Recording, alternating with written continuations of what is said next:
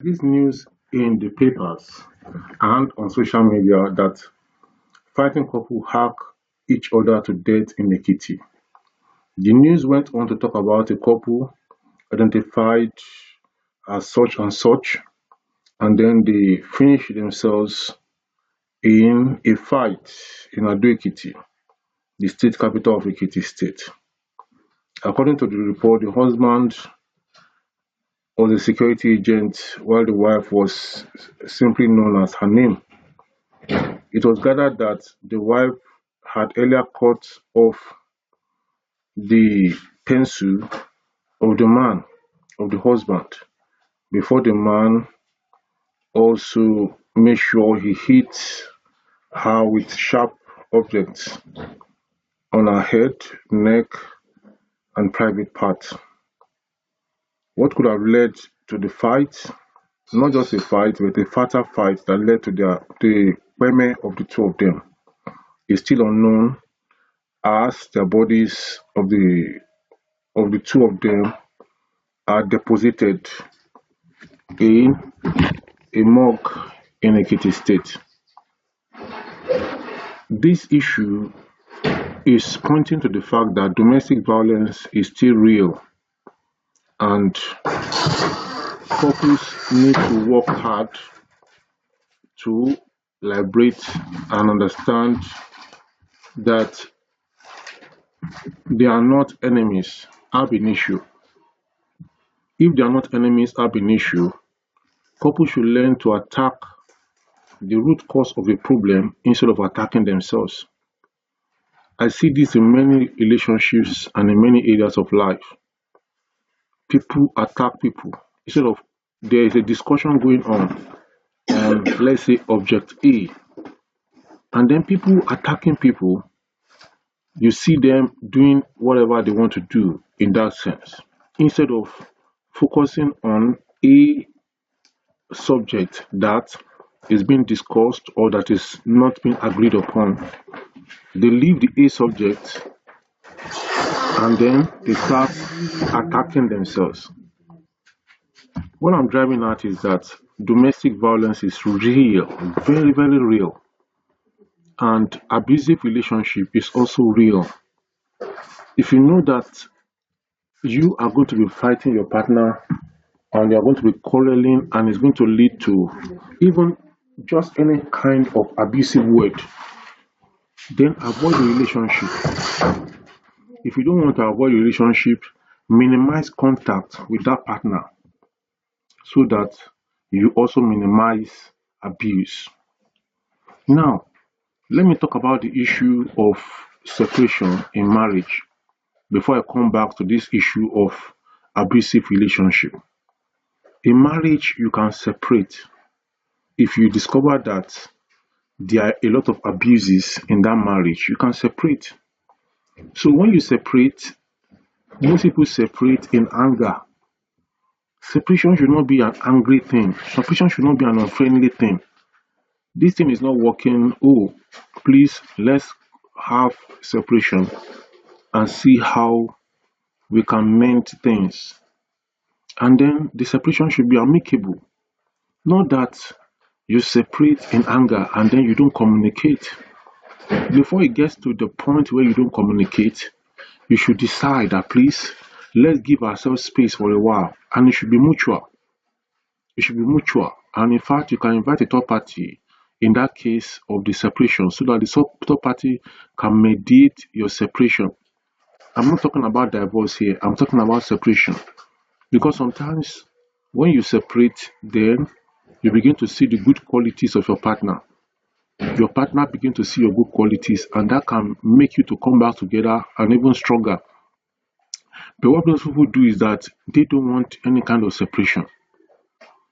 All they want is fight, fight, fight. And then even when they want the separation, they are separating on at a level where they cannot contact themselves again. They are separating at a level that is almost at neck breaking level. And then this hinders them from coming in contact or making contact, or if they come in contact, it's just high or abusive contact. because of how they allow things to degenerate before they separated.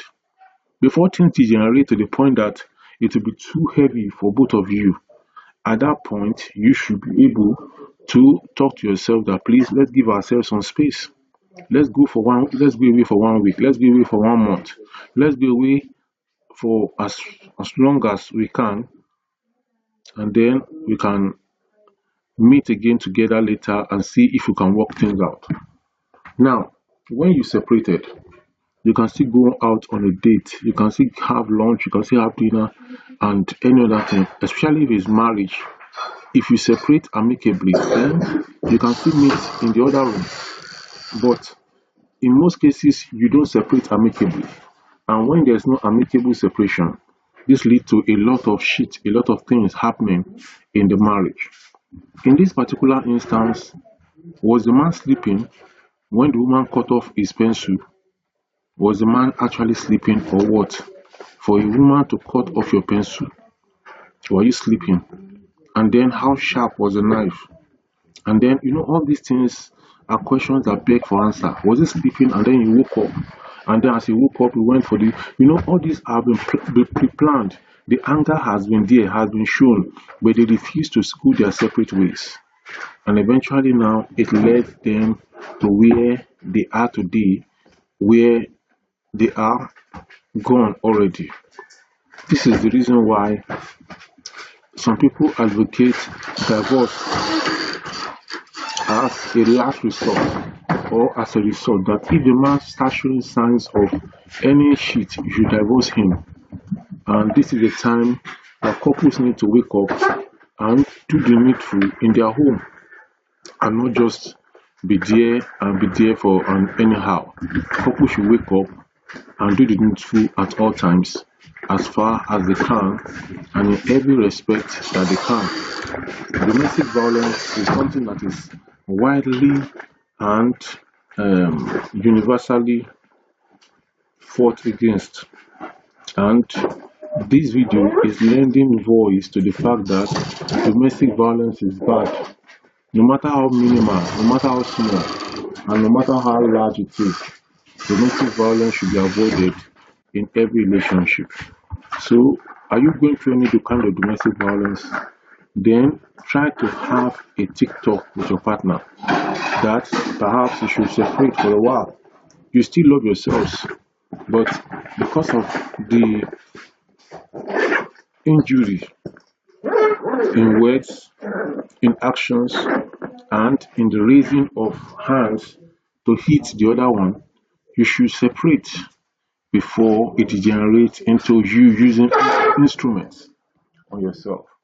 Some of these domestic violence, some people, where they believe in jazz, they can also use jazz. Where they believe in anything, they use anything. Some people even use prayer to attack their partner. So these are many are the reasons why everyone should wake up and make sure that they do the needful when it comes to the issue of domestic violence. So what is your take? Are you just coping with your with your husband or with your wife? Is she abusive in the relationship?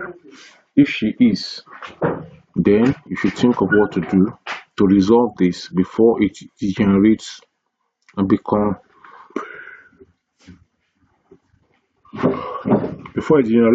something that should begin to cut off your pencil and you begin to stab or harm her in any way.